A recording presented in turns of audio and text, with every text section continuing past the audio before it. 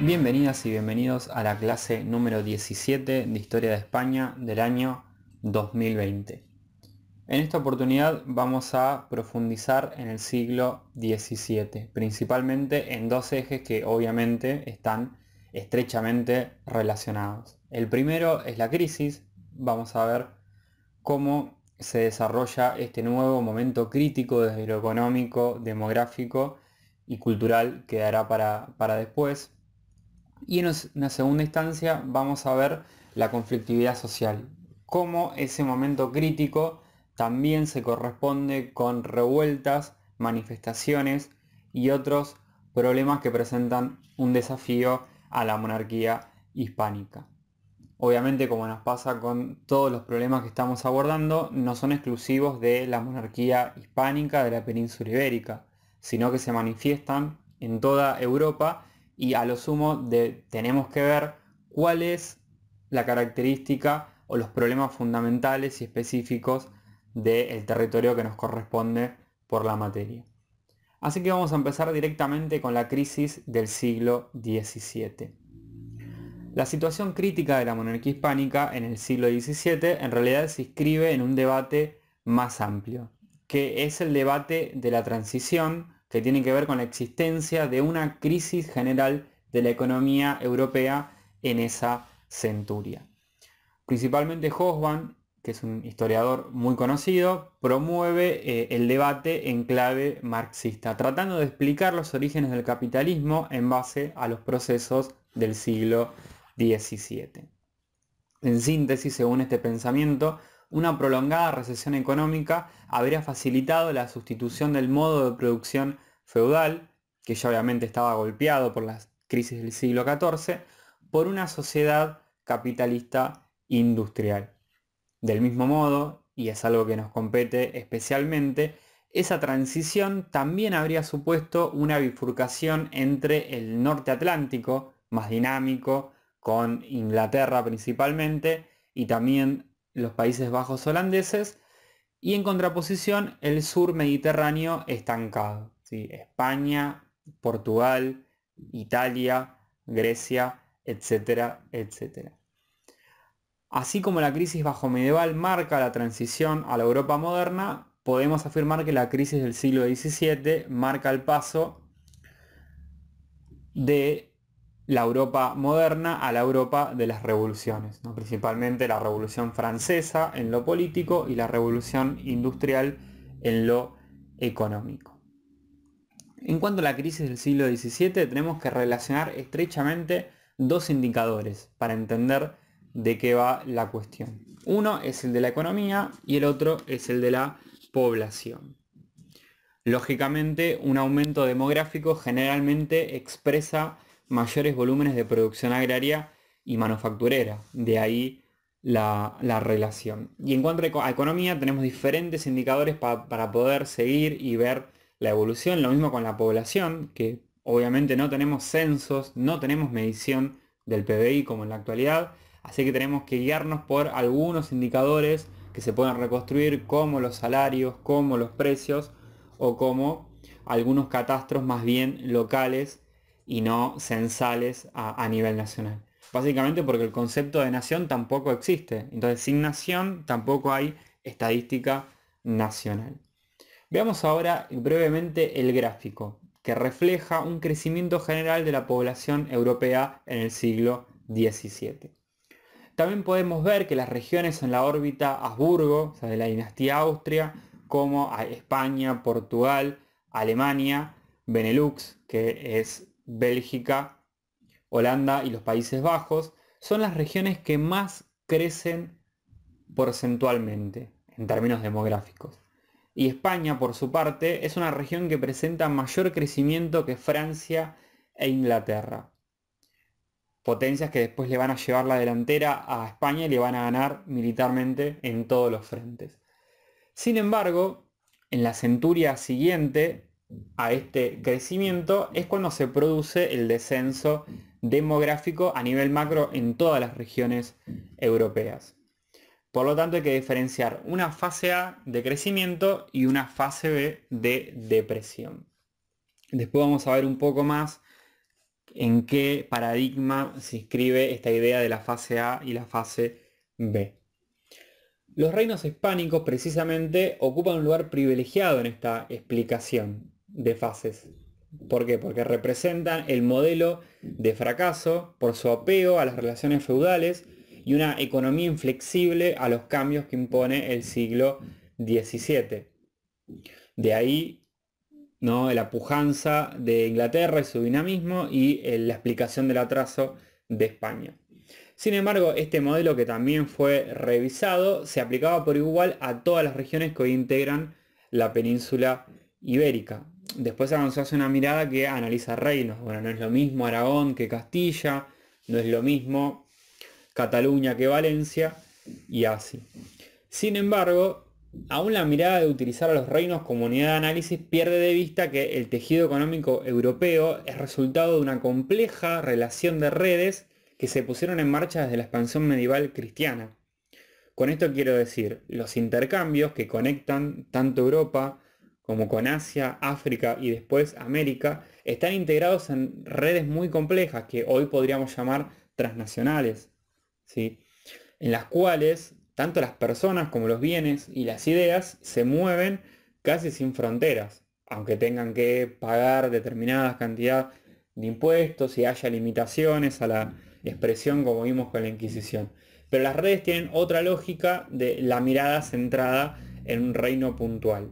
Cada reino está integrado en una red de vinculación mucho más amplia, de escalas, como dijimos, transnacionales, incluso globales.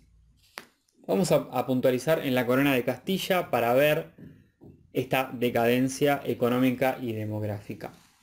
Castilla había liderado la primera economía global gracias a la cooperación de la monarquía con los sectores dirigentes, y así había logrado un crecimiento muy importante en los siglos XV principalmente y el XVII. De ahí la salida de la crisis del XIV, como dijimos anteriormente. Pero las oscilaciones demográficas reflejan, también como vemos en el gráfico, que los territorios castellanos fueron los más afectados por la crisis del siglo XVII. En azul vemos a Castilla y en verde el total de la península. El peso poblacional relativo de Castilla desciende drásticamente si miramos el año 1631. Lo que hay que preguntarse es por qué la crisis afecta de forma particular a Castilla. ¿Por qué este reino toca fondo entre 1630 y 1640? Y cuando se recupera después de 1680, se vuelve a insertar en un escenario global que está totalmente transformado, y Castilla nunca recupera la pujanza económica anterior. No la recupera ni hasta el día de la fecha, que claramente Cataluña y tal vez el País Vasco son las regiones más industrializadas y desarrolladas económicamente de España. Hablemos entonces de las principales causas de esta recesión económica y demográfica. Primero, la migración a América, después la expulsión de moriscos, que impacta de forma desigual según la importancia relativa de los moriscos en cada región. La mortandad por guerra, vimos en la clase pasada, o la anterior si no me equivoco, cómo la monarquía hispánica estaba constantemente en guerra. Después tenemos la peste bubónica, que vuelve a aparecer a fines del siglo XVI y después tiene brotes entre el año 1647 y el 1652, y finalmente otro brote entre el año 1676 y 1685. Y también aparece la peste atlántica entre el año 1596 y el 1602. Estos problemas sin lugar a dudas tienen su impacto, pero como sucede con la crisis del siglo XIV, es necesario entender los problemas estructurales y coyunturales que se encuentran por debajo de estos eventos puntuales. Los traumas bélicos, los ciclos agrarios negativos o las epidemias se entroncan con los problemas de fondo que arrastra la monarquía hispánica. ¿Cuáles son estos problemas de fondo que arrastra la monarquía hispánica? Bueno, en primer lugar hay que hablar de la ciudad, el campo y el comercio. La interacción entre el campo y la ciudad fue clave para la pujanza castellana. La urbanización que llevaba aparejada al crecimiento demográfico rural tenía que ver con que ese crecimiento demográfico era suficiente para alimentar los centros urbanos. No se puede hablar de crecimiento urbano sin crecimiento rural. Y esa pujanza de la economía urbana estaba inserta en redes de comercio, como dijimos antes, internacionales. Por ejemplo, tomemos el caso de Burgos, que era una de las ciudades más importantes de Castilla. La importancia de Burgos tiene que ver con que funcionaba como intermediaria entre la exportación de lana que se hacía desde Bilbao y también por el control del negocio de los seguros marítimos. En Medina del Campo, que es otra ciudad importante, tenían lugar las ferias comerciales que vinculaban el comercio local con el comercio regional de Castilla y estas actividades con el comercio europeo en general. En Medina del Campo es donde se concentraban los intercambios de productos agrarios y la venta de paños sin elaborar, de lana, lógicamente, del interior castellano, por ejemplo, de Segovia. Y después eran transportados a Burgos y de ahí a los puertos del mar Cantábrico para ser exportados a otras regiones de Europa. Entonces, ¿cómo se relaciona esta integración entre el campo, la ciudad y el comercio internacional con la crisis? Bueno, en primer lugar hay que diferenciar las crisis agrarias contra las crisis del capitalismo. En la interpretación tradicional, que es la de el famoso Malthus, las sociedades del antiguo régimen están sujetas al denominado ciclo malthusiano. Según este ciclo, los rendimientos decrecientes de la tierra generan problemas para sostener la oferta de alimentos, entonces la población agrícola sufre malnutrición y hambre, lo que genera un descenso demográfico. Como la población es menor, los recursos vuelven a ser suficientes para alimentar a la población agrícola y así la economía puede volver a crecer. Dicho de forma muy criolla porque no estoy considerando la cuestión precios y salarios. En cambio, en la crisis capitalista, la crisis es de sobreproducción. O sea, hay demasiada oferta de bienes industriales para que la demanda pueda absorberlos. Por lo menos en el capitalismo industrial clásico como lo conocimos en el siglo XIX y a principios del siglo XX. Después empezó a jugar el sector financiero, etcétera, etcétera. Y precisamente las crisis de subsistencia son ciclos de desequilibrio entre población y producción agraria, que hacen que los recursos tienen que orientarse a la subsistencia y no al abastecimiento urbano. Esta es la fase la fase B de depresión. Este hecho lo que hace es amenazar la división rural-urbana del trabajo. Esto quiere decir, el polo agrícola produce alimentos y el polo urbano produce bienes manufacturados, y se rompe este complemento entre producción de alimentos y de manufacturas, lo que pone en riesgo el crecimiento económico general. Pero en la península ibérica los datos disponibles no responden a este esquema que estamos detallando. Por ejemplo, no sabemos por qué el sistema agrario del siglo XVIII sostiene una población superior al siglo XVI. Y esto sin realizar cambios tecnológicos que puedan aumentar la productividad. De ahí que este modelo abstracto no se puede aplicar en la península ibérica y por lo menos en Castilla. De hecho, en este reino el problema no era una creciente presión urbana sobre las tierras de cultivo, sino lo contrario, un abandono de la labranza por parte de los agricultores. ¿Cómo responde Albaladejo a esta cuestión? Bueno, en primer lugar hay que mirar esto desde una óptica social. Hay que tener en cuenta que hay una desigualdad contributiva básica de la sociedad del antiguo régimen, que describimos la semana pasada, que se divide entre privilegiados y no privilegiados. Entonces, si los no privilegiados pagan todos los impuestos, la mayoría de ellos, es imposible sostener las economías campesinas. El mundo rural tiene que hacer la aplastante mayoría del esfuerzo fiscal. Tengan en cuenta que los campesinos no solo contribuían a la hacienda real, al fisco estatal como diríamos hoy en día, sino que también tenían que pagar la nobleza, la renta feudal y a la iglesia el diezmo.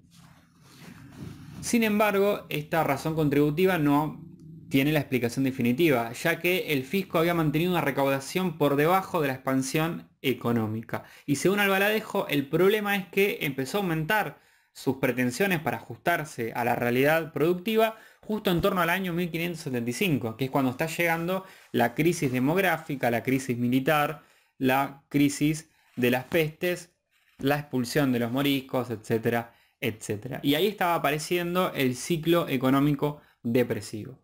No tengo que aclarar qué sucede en ese momento cuando en un momento de recesión lo que se hace es aumentar los impuestos de forma desmedida.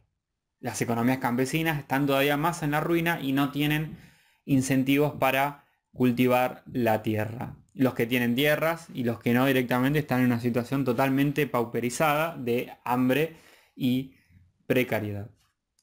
En el Quijote, novela harto conocida, justamente se refleja esta cuestión de cómo la baja nobleza, ¿no?, que es el Quijote precisamente, no tiene ya la función militar de antes, por eso idealiza un mundo con proezas, como la caballería medieval reflejaba en la Edad Media, y Sancho Panza sería ese campesino que tiene tierras, pero las tiene que abandonar porque no tiene incentivos para cultivar esas tierras. ¿Cuál es un factor clave de este ciclo depresivo? Bueno, claramente, y también de los impuestos, la relación entre guerra y fiscalidad que se produce con la apertura del escenario bélico en los Países Bajos, ya en el año 1568. Ahí la situación empieza a ser alterada, la situación productiva y la situación comercial. ¿Por qué? Porque además de las consecuencias que tiene esta guerra en el continente, su escala atlántica termina alterando los circuitos comerciales. Circuitos que, tengamos en cuenta, con la conquista de América y los territorios afroasiáticos están integrados globalmente. O sea, la guerra arruina el centro de Europa y la hacienda española, y también desarticula todo el sistema comercial en el que Castilla estaba teniendo un rol preponderante. Y de ahí el problema clave para España en la crisis del siglo XVII. La crisis de Castilla es la crisis de la monarquía. De esta forma, la presión fiscal y el aumento de la tributación perjudica a los centros urbanos, como Burgos, Medina del Campo, que habían sido los pilares del crecimiento castellano. Y la ruina del comercio cantábrico también termina afectando tanto a las ferias como a las ciudades castellanas del interior que producían paños. Por otra parte, y también hay que tenerlo en cuenta, la decadencia de las remesas de plata que venían de América afecta a las ciudades del sur, especialmente a Sevilla, que tenía la delantera en estos asuntos. Pero sin extenderme más en este tema, la próxima semana vamos a discutir la transición al capitalismo en España, relacionando la estructura económica de la monarquía hispánica con el destino o lo que pasaba con esos metales preciosos que eran traídos del Nuevo Mundo. Pero antes de eso, miremos brevemente las consecuencias sociales, de este problemático siglo XVII en la monarquía hispánica.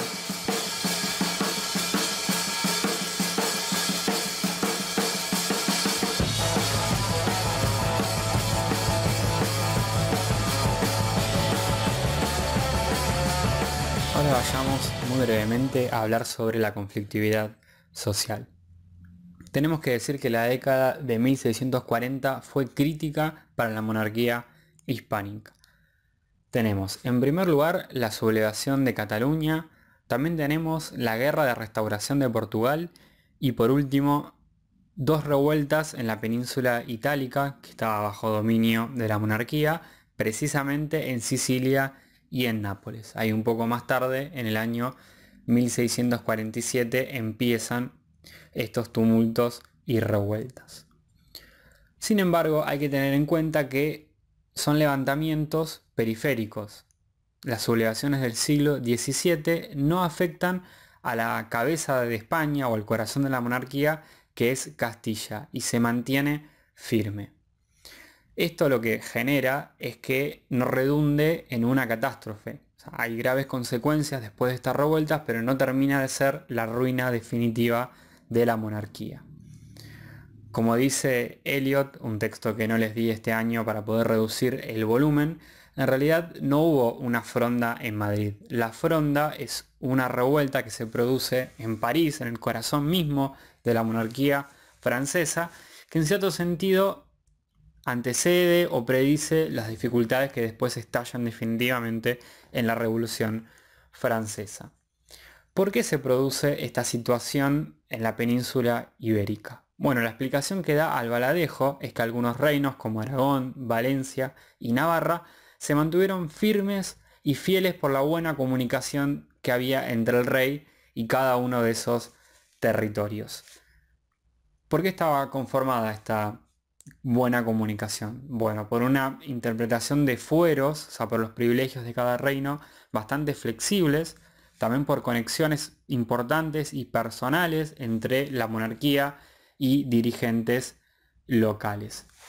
Entonces, pese a que hubo conflictos localizados, no es que no hubo revueltas en estos territorios, en realidad no hubo sublevaciones, mantuvieron la estabilidad política. Y el caso de Castilla es particular, porque ya desde la Baja Edad Media se había empezado a configurar una fuerte impronta monarcocéntrica. Esto lo venimos diciendo desde varias clases, pero en Castilla nunca hubo una identidad local tan importante y tan pactista como existía en el reino de Aragón, por ejemplo. En Castilla no había un derecho territorial propio, no había asambleas parlamentarias fuertes y lo fundamental se jugaba en el seno de la corte real. En Castilla la nobleza, la iglesia y las corporaciones urbanas negociaban sus demandas directamente en la corte con la monarquía. No había un sistema de asambleas por las cuales se puedan canalizar esas demandas. Las oligarquías urbanas preferían jugar políticamente en el centro de gravedad de la monarquía y funcionar como agentes de cohesión en el territorio local. Y como vimos en la clase anterior y también veremos la que viene, estas oligarquías se emparentaron con la nobleza e intentaban permanentemente estar en la corte y adaptarse al sistema monárquico. Entonces, ¿qué explica los desórdenes periféricos? Bueno, en primer lugar hay que tener en cuenta que hay causas permanentes y que son propias de una sociedad del antiguo régimen. Hay presión de la población sobre los recursos alimentarios que nunca sobran, hay amenazas de malas cosechas y muerte por hambres, pestes y otras situaciones, ni hablar de la guerra. En este marco, el repentino aumento de impuestos o la subida del precio del pan, lo que pueden hacer directamente es generar un levantamiento armado. Tenemos que diferenciar dos tipos de levantamiento. Popular, si es insurrección de las masas, que está provocada por el hambre, la miseria, en general se suele revestir de un acento religioso y milenarista, o sea, también mesiánico, y a veces se dirige contra el orden social. Y después tenemos las rebeliones de la llamada nación política, entre comillas, que es una protesta de una fracción de la élite o de la mayoría contra un régimen impopular. Estas se pueden dar de forma aislada, simultáneamente, o una puede conducir al estallido de la otra. Las posibilidades de éxito de una revuelta popular es la participación de un sector de la clase gobernante y la neutralidad de la mayor parte de esta llamada nación política. Entonces, pasando en limpio, si una revuelta popular recibe apoyo de la clase gobernante y el resto por lo menos se mantiene neutral, hay muchas probabilidades de que esa revuelta tenga éxito. Y en todos los territorios de la corona española del siglo XVII hay un patrón común. Tenemos demandas del gobierno central y después tenemos demandas también de las provincias, de los diferentes territorios, de los diferentes reinos que conforman esa monarquía compuesta. Hay una estructura constitucional y administrativa de cada reino que les permite tener una representación para la élite. El lema es: los reinos deben ser regidos y gobernados como si el rey que los mantiene unidos fuera solo rey de cada uno de ellos. Obviamente esto es una ficción porque no es que nada puede cambiar cuando se incorpora un territorio. O sea, evidentemente se pone un virrey que reemplace al rey, aunque sea de forma ficcional, pero nunca es un paliativo suficiente. O sea, en la práctica hay un absentismo del rey. Sí. Son sociedades patriarcales donde el monarca es justicia, es administración, es patronato. Si el príncipe deja de vivir en el territorio, se sienten como reinos sin rey. También recordemos después, cuando veamos lo que es la independencia americanas o suramericanas y también la guerra de independencia española, como el problema es que hay un vacío de poder porque está faltando un monarca legítimo.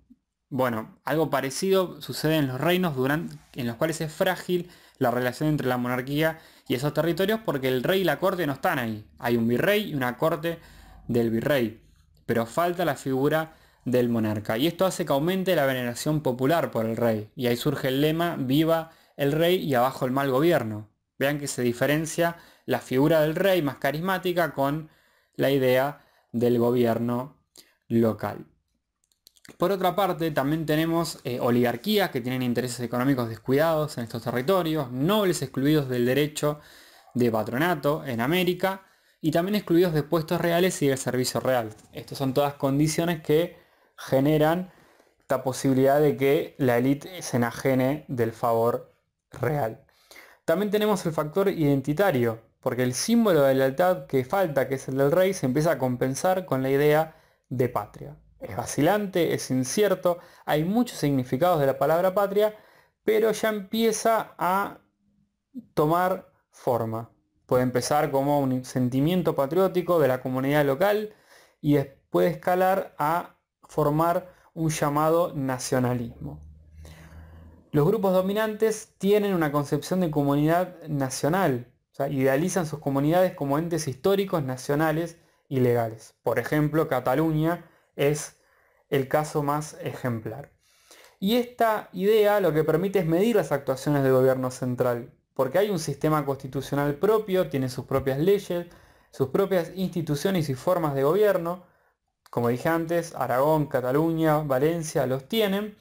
Y se forma como una especie de relación contractual con la monarquía, que están basadas en justamente esa legalidad y la representación política. Por lo cual en la práctica hay un grado de autonomía bastante grande con esas diputaciones que además son permanentes y también tienen la lengua como un factor de diferencia cultural, algo que también genera ahí un sentimiento de identificación. Entonces, resumiendo, podemos decir que tanto las instituciones de gobierno, las leyes propias, la lengua particular van formando un incipiente, podríamos decir, nacionalismo o mejor dicho, regionalismo. Pero también hay movimientos políticos para que estas regiones se rebelen en el periodo que estamos abordando. Que ese motivo, esa oportunidad, es básicamente el cambio que se produce en la política de Madrid, de la capital. Primero, Felipe III y el duque de Lerma, que gobernaron entre el año 1578 y 1621, están marcados por un periodo de negligencia, con virreyes despóticos, pero hay un respeto del autogobierno y la aristocracia tiene libertad de acción. El problema es cuando se produce el cambio de política con Felipe IV, ya las décadas anteriores a la rebelión de 1640. Y sobre todo el conde duque de Olivares, recuerden la figura del valido. Hay una sospecha, una desconfianza de la política del conde duque, que de hecho es reemplazado en el año 1643, después de los fracasos, y este valido es activo, es intervencionista por la necesidad de la guerra. Como Castilla está débil económicamente, intenta establecer la unión de armas, recordemos, y trata de imponer una presión fiscal cada vez mayor contra las provincias del imperio, y también con la idea de movilizar la reserva de riquezas y hombres de los reinos para que pongan lo mismo que Castilla había estado poniendo. Esto genera una especie de resentimiento contra la castellanización, también traccionada porque los castellanos tienen el monopolio de los cargos y el empleo. Y también se produce un miedo a la imposición de leyes e instituciones. El lema, un rey, una ley, una moneda, es lo que causa pavor en estos reinos que se estaban manejando con cierta autonomía, ¿no?, monetaria y jurídica. Vayamos a Cataluña, que es el primer caso. Cataluña tiene el miedo de entrar en el desastre monetario y económico de Castilla, que estaba en crisis justamente por la decadencia de la plata americana.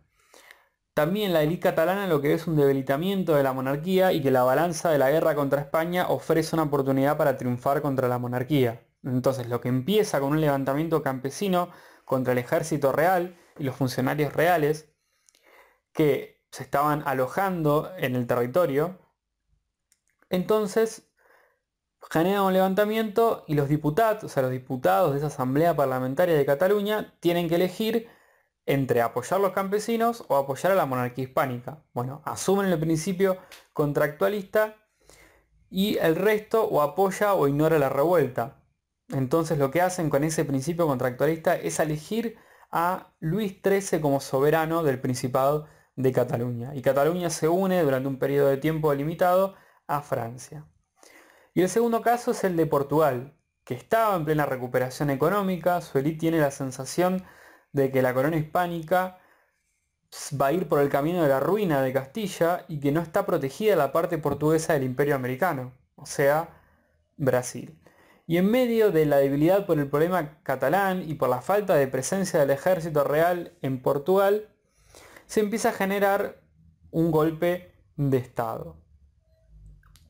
El duque de Braganza, que es el que tiene la legitimidad, tiene sangre vis, ofrece un liderazgo legítimo, logra juntar ese descontento y también esa idea providencial del reino por sus conquistas mundiales, de que estaba bendecido por Dios porque había llegado a América y demás, y se arma, como dije antes, este golpe de Estado de una clase dirigente que está alienada y que apoya la revuelta. Entonces, concluyendo, tenemos primero los movimientos de Sicilia y Nápoles, que son movimientos populares, que hoy no los vamos a describir por cuestión de tiempo, y que no son apoyados ni por la élite, porque la élite está, entre comillas, contenta con la gestión de la monarquía hispánica, y tampoco por las potencias como Francia e Inglaterra. Y por otro lado tenemos a Portugal y Cataluña, que tienen mayor éxito porque están apoyados por enemigos externos y hay un fuerte sentimiento regionalista contra los agentes reales. Y además tienen el ejemplo de los Países Bajos holandeses, que se van a independizar posteriormente y ofrecen una especie de tradición de protesta. En síntesis, la revuelta de Cataluña y Portugal son las más riesgosas para la monarquía, pero la de Portugal es la que tiene consecuencias más definitivas porque es la que logra su independencia.